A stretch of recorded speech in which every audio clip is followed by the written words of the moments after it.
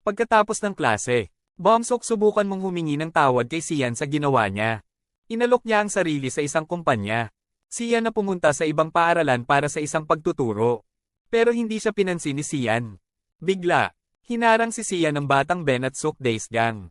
Kinuha ko ang selyo sa kanila pagkatapos makita yon ni Bomsok. Nagsumbong agad siya kay Suho. Sa una, walang pakialam si Suho dahil hindi niya yon negosyo. Kailangan din niyang magtrabaho pagkatapos nito. Ngunit pagkatapos ng bomb, Suho, doble ang sahod niya. Suho magbago isip niya. Hinanap niya agad si Zian sa isang tahimik na eskinita. Si Zian ay tinatakot ni Sukdae at ng kanyang barkada. Since tao si Zian, na palaging sinusuri at kinakalkula ang kanyang mga aksyon. Nagawa niyang labanan sila pabalik. Ngunit kapag eksena drop ang kanyang bantay, inaatake na naman siya. Yung being used this moment para maghiganti sa kanya. Sa pamamagitan ng pambubugbog sa kanya.